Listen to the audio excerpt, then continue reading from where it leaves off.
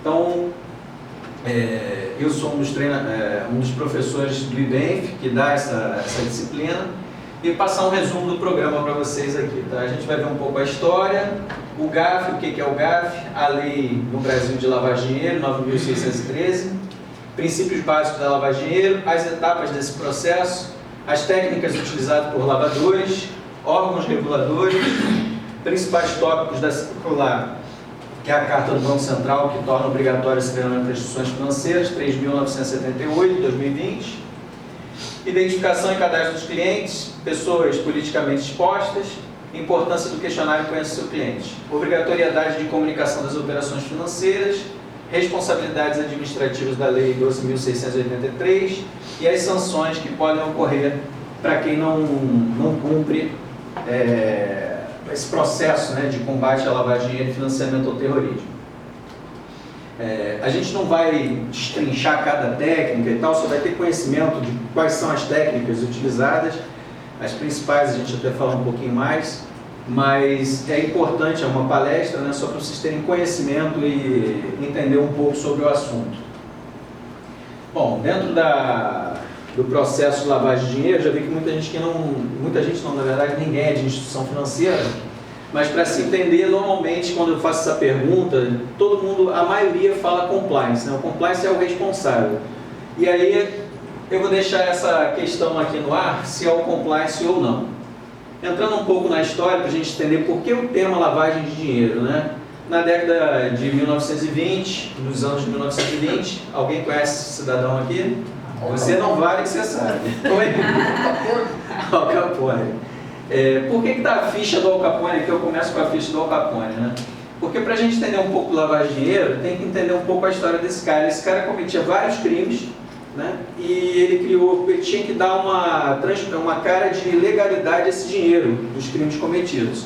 Então ele criou uma rede de lavanderias, né, na cidade de Chicago, e ficou quando isso foi descoberto, né, ficou cunhado lá o tema lavagem de dinheiro, porque essas lavanderias na verdade davam uma cara de legalidade, como se chamava lavanderia, ficou como lavagem de dinheiro, né? A expressão lavagem de dinheiro foi cunhada no final da década de 1920, durante a lei seca, quando organizações mafiosas abriram várias lavanderias para legitimar o dinheiro do crime.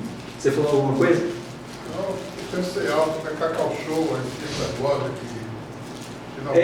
Verdade. A gente tem alguns exemplos aqui, a gente vai ver algumas técnicas para frente. Farmácias também, né? A gente tem, assim, eu não posso dizer, né, que farmácias faz parte disso, mas é esquisito, né? Porque eu, por exemplo, eu moro ali na próxima Praça Sans Penha, eu fico impressionado, tem 3 Venâncios. 3 Venâncios, assim, na mesma avenida. Farma 10. Pacheco, Farma 10, Drogas 1000, Drogazil, enfim, tem uma infinidade. Onde eu moro, numa quadra ali em Copacabana, se pegando a Figueiredo, Barata Ribeiro... Também tem um monte ali. 17. Você vê, né? Farmácias e tal. E aí, assim, vamos voltar aqui para o tema, a gente já estava nessa discussão de farmácia. Mas exatamente, a gente vai ver, por exemplo, empresas de fachada, que é uma técnica utilizada, e empresas legais, empresas que existem, né? E são usadas também para legitimar dinheiro ilegal, né? Aí um pouco da história, é importante a gente entender esses anos aqui, né? Em 1988, houve a Convenção de Viena, e foi a primeira vez que se incluiu no âmbito mundial, dentro da Convenção contra o Tráfico de Ilícitos e Entorpecentes e de Substâncias Psicotrópicas, a discussão do tema lavagem de dinheiro. Ou seja, foi uma convenção que se discutiu lavagem de dinheiro, se discutiu o combate a esse crime, né? Como se fazer isso, só que a discussão principal era em cima disso aqui, ou seja, a lavagem de dinheiro ela tinha, a gente vai ver um pouco mais à frente, alguns crimes pré-determinados, né? Se tivesse dentro daquele crime pré-determinado, era lavagem de dinheiro, senão era enquadrado em outro tipo de crime. E a gente vai ver que teve uma mudança na legislação e que isso melhorou em termos de entender o que é lavagem de dinheiro, né? O entendimento sobre lavagem de dinheiro. Em 89 foi feita a criação do Grupo de Ação Financeira Internacional contra a Lavagem de Dinheiro, que é o GAF. Em 1991, 3 anos depois, o governo brasileiro ratificou, nos termos da Convenção de Viena, o compromisso do direito internacional de tipificar penalmente o ilícito praticado com bens, direitos e valores oriundos do narcotráfico. Ou seja, em 91 ele aderiu, né, ao que foi discutido aqui, o compromisso de criar uma lei para o combate à lavagem de dinheiro e financiamento ao terrorismo. Bom, só para a gente ter como definição aqui, né, a função do GAF é definir padrões e promover efetivamente a implementação de medidas legais, regulatórias e operacionais para combater a lavagem de dinheiro, financiamento do terrorismo e financiamento da proliferação, além de outras ameaças à integridade do sistema financeiro internacional relacionadas a esses crimes. É importante dizer que ele define padrões e promove efetiva implementação, mas ele respeita, cada país tem lá o seu ordenamento jurídico, né? Então essas são orientações que o GAF faz, né? São as 40 recomendações que o GAF criou para que países, dentro do seu ordenamento jurídico, criem lá suas leis e estejam atendendo essas recomendações. Quanto mais você atende essas recomendações, tem uma avaliação, se eu não me engano, foi feita, a última aqui no Brasil foi feita há 8 anos atrás, onde o GAF determina não, na verdade ele faz um ranking dos países que são comprometidos mais ou menos comprometidos com o combate ao crime de lavagem de dinheiro. Então, é uma maneira de você ter a adoção desse conjunto de recomendações e regras para você ser considerado, é tipo um passaporte para você ser considerado em âmbito internacional como um país comprometido com o combate ao crime de lavagem de dinheiro, né? A adoção a este conjunto de normas é, na realidade, um passaporte para um país ser considerado pela comunidade internacional de baixo risco em matéria de lavagem de dinheiro. Mais ou menos isso que eu falei.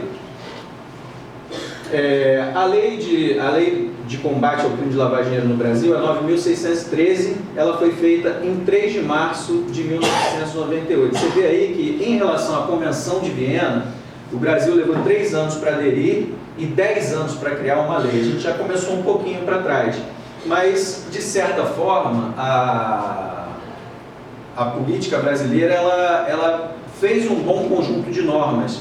A primeira entrega dela, em 98, foi um bom conjunto de normas, onde o GAF entendeu que a gente cumpriu a maioria das recomendações.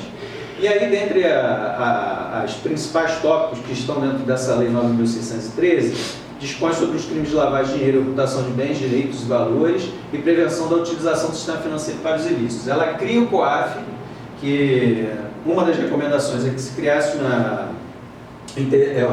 unidade de inteligência, né?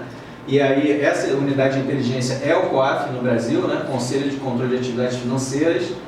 Dispõe ainda sobre identificação dos clientes, manutenção de registros, comunicação de operações financeiras suspeitas às autoridades, responsabilidades administrativas pelo não cumprimento dessas determinações.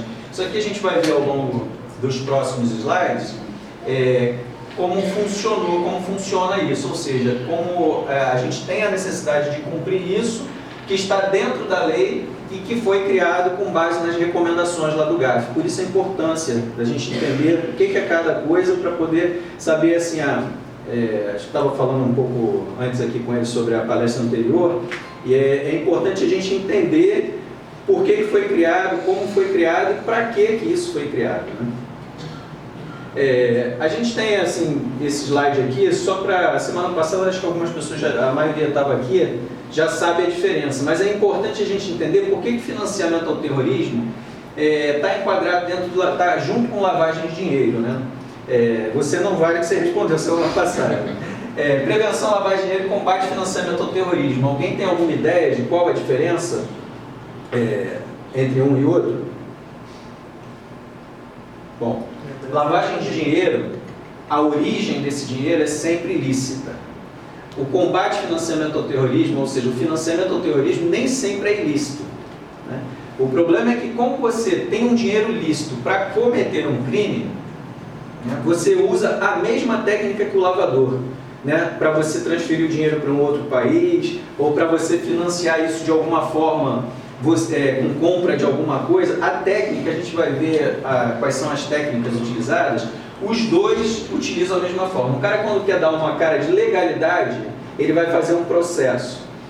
O financiamento ao terrorismo, quando quer transferir esse dinheiro para cometer o crime, ele vai vai utilizar a mesma técnica. Então, isso foi englobado porque percebeu que o dinheiro se movimenta, não só aqui dentro, mas no mundo todo, da mesma forma.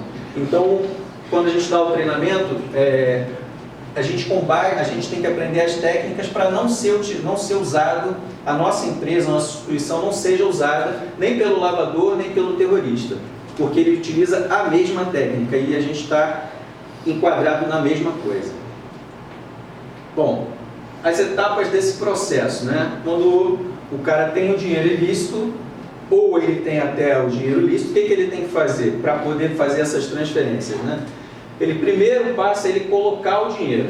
Então, normalmente são realizados inúmeros depósitos do dinheiro sujo, ou o dinheiro que vai financiar um crime, ele não é ilícito, mas ele vai cometer um ilícito, em pequenas quantidades em instituições financeiras legítimas. Ou seja, ele vai inserir dentro do sistema financeiro esse dinheiro que tem uma origem duvidosa. É a parte mais arriscada desse processo de lavagem, né? Porque quando você tem o dinheiro, está lá físico na sua mão e você precisa inserir ele dentro de um sistema para dar uma cara de legalidade a ele. E talvez é a parte principal, é o primeiro, se você não conseguir efetivamente, com a sua instituição, identificar aqui, a gente vai perceber que nas outras duas fases fica praticamente impossível identificar esse dinheiro. Ocultação é a etapa onde é necessário remover o dinheiro do local de origem para evitar que as autoridades detectem qual foi a atividade que o gerou. Ou seja, essa ocultação vai um pouco do lado do primeiro. Por que eu acabei não falando isso, mas é importante, deixa eu voltar aqui por que os depósitos, né, são em pequenas quantidades? Para você dificultar